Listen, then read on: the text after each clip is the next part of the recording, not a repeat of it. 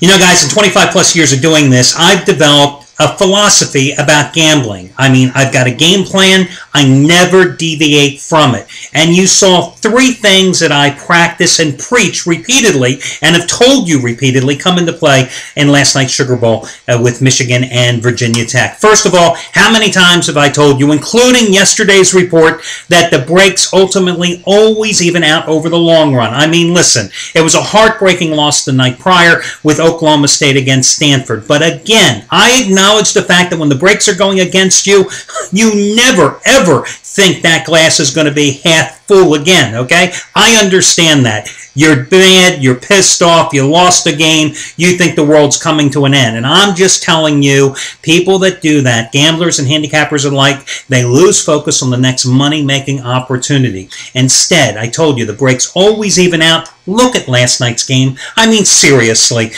We got 10 gift points from Michigan in the final 90 seconds of the first half. A first half in which the Wolverines were totally outplayed and should have been trailing going into the locker room. Then you tell me how that catch by the Virginia Tech wide receiver, a phenomenal catch in overtime, was ruled that he did not have possession. I mean, I'm looking at it every which way just like you are. I guess the instant replay officials weren't looking at the same things we were because, I mean, clearly the man had possession. He came down.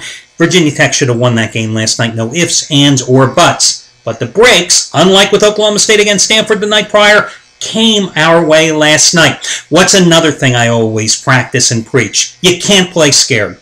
I told you, 2 days ago, prior to Oklahoma State and Stanford, I loved the Virginia Tech-Michigan game. Nothing in 24 hours after the fact, nothing after losing Oklahoma State was going to change my mind. It deserved to be a 15-dime rating for me, which, as you know, is right there at the top of my rating scale, and I came with it, and I won. And what's the last thing I practice and preach? The value of buying a half point. And this is probably one of the most controversial things. Listen, you guys out there can claim and feel whatever you want. It's kind of like trying to convince a Republican to vote Democratic, okay? By the way, did anybody have Rick Santorum plus 15 votes last night in the Iowa caucuses? Just a joke. But anyway, I personally have always believed, as I said, that you buy the half point when the number crosses 3, 4, 7, and sometimes 10. You don't have to buy it on every single occasion. But it is the one thing that has made me more money, but more importantly, saved me more money, turning potential losses into pushes than anything else in the business. I looked at last night's game between Michigan and Virginia Tech, and you've got two solid defensive teams. I gave you the under. I didn't think it was going to be a high-scoring affair. You had two teams both giving up about 17 points a game. You had one team, and did I not tell you this game would probably turn out to be decided by the field goal kickers, and I didn't like the fact that Virginia Tech was basically with their third-string kicker. Okay, didn't look so good when the guy booted the first 4 field goals, but ultimately, isn't that what won us the game? But I thought ultimately you had a 3-point line. You had to buy the half point down. Yeah, you're paying an extra 20 cents, but would you have rather walked away with the win last night because you took the insurance or walked away with a push? Now listen, it is a controversial subject. I have bought the half point in 6 games over the past 4 weeks. 2 of them, it did not come into a play. So, of course, nothing ventured, nothing gained. And the other 4, I won 3 and lost 1. I'm sorry, guys. Over the course of this year, buying the half point when it has been needed, I've cashed in at over 70%.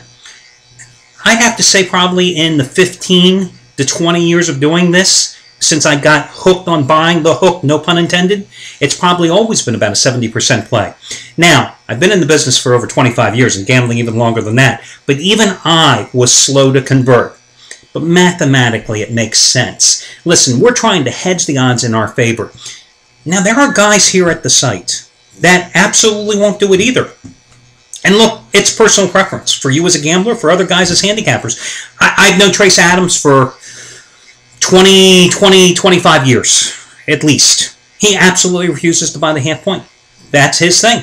Anthony Red, I've only known a Red, maybe personally 6 or 7 years, but, I mean, he's been a professional gambler for 15 years. Never, ever buys the half point.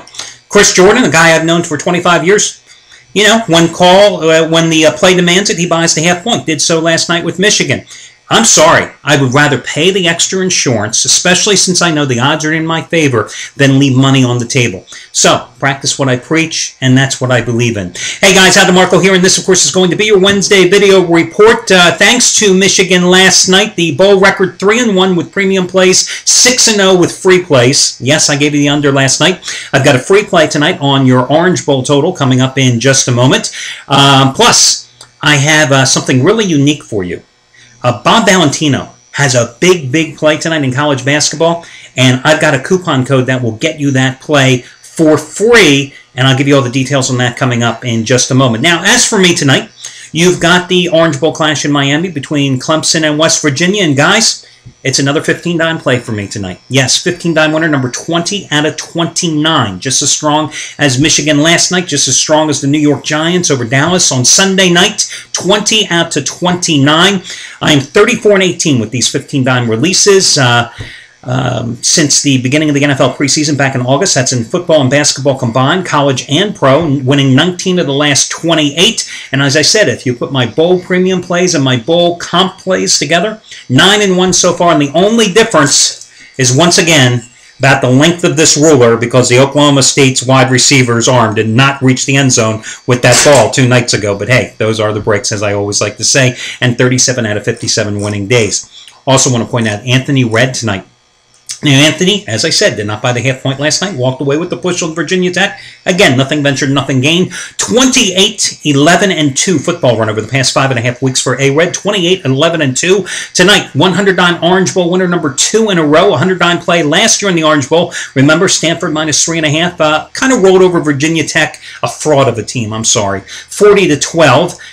He's on an 8-1-1 row with 60-dime releases. This one's even stronger. 100-dime Orange Bowl winner number 2 in a row going from him tonight. Also, quick congratulations going out to Chris Jordan. He, as I noted, bought the half point on Michigan last night and won his 5th consecutive College Bowl release. Chuck OBrien tonight. You might want to check him out. Biggest bowl release of the season. 75-dime winner, 20 out of 29. Now, that's 20 out of 29 in all sports combined. Nice little roll for Chuck OBrien here. Last night hitting his first NBA play of the season with the Portland Trailblazers outright in hoops. So that's among the plays that are going here tonight for some of the various handicappers. But first now, let me, before I get to the free pick, talk about Bob Valentino. Bob Valentino is like Shawn Michaels, a handicapper that is not an everyday handicapper. He only releases plays when he particularly likes the game. And by the way, guys, if you're hearing a hum here behind me, it's because my stupid computer, something is wrong, and it's just making this annoying noise. I'd like to take a sledgehammer, but I think I'll wait till all the college bowl games are over to get it repaired, if you know what I mean. But tonight, Bob Valentino has his 30-dime College Hoops Dog of the Month.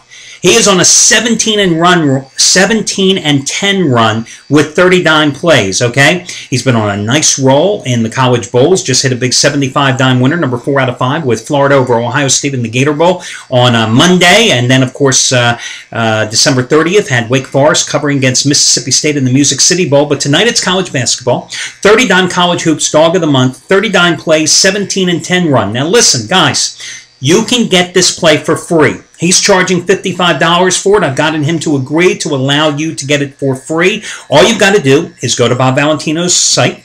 You purchase the play, which means you put it in your shopping cart, and then you use this discount code, which will then erase the $55 charge. V55. The letter V, the number 55, no space between them. V55. You enter that in, you'll see the $55 charge, you'll see the $55 coupon cost, you'll see the $0 total cost. You will get Bob Valentino's play for free. Now, if you're a regular member at the site, you know how to do this. It's going to take you like 30 seconds, okay? Newcomers, take you about a minute and a half to create an account, to go through the buying process. Yes, you're buying it, and then you're getting a coupon that covers the entitled cost. No charge, no strings attached. When I say free, unlike most of the scam artists in this business, I mean it, guys, okay? Most of these other people, especially the TV touts, you know, absolutely free, absolutely free. If they tell you the sky is blue, make sure you look twice to confirm it, okay? They're usually lying through their asses. Anyway, V55 is going to be the coupon code to use it. If you have any questions, just scroll down to the bottom of my page, and I've got all the in-depth instructions down there for you as well. And again, thank you, Bob Valentino. First time you've ever allowed me to give your plays away for free, and I do appreciate that here at the site.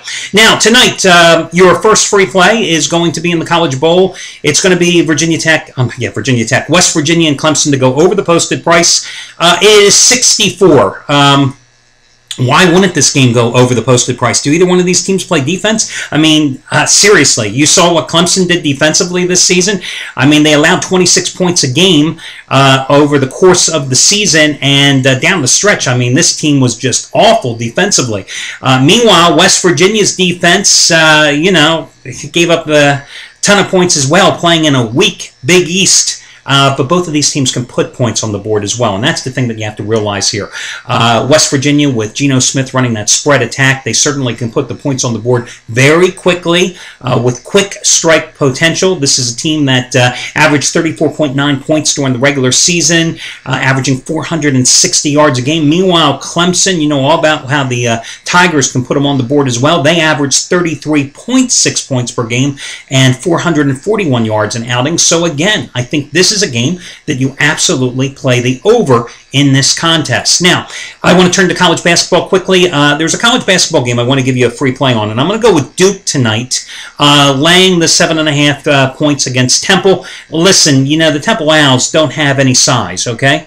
Eric Church, their starting center, out for probably the season with the second straight year because of a knee injury. Started off strong, but he's out. Scooty Randall, their top forward, is probably going to take a red shirt because of ongoing knee problems. They're basically a three-guard team that doesn't shoot straight sometimes. So I say go ahead and lay the points with Duke. The other game I like tonight is St. Joe's to win outright at Duquesne. St. Joe's has come up with some big wins, knocked off Creighton earlier this season. Should have beaten Harvard on the road in their last game.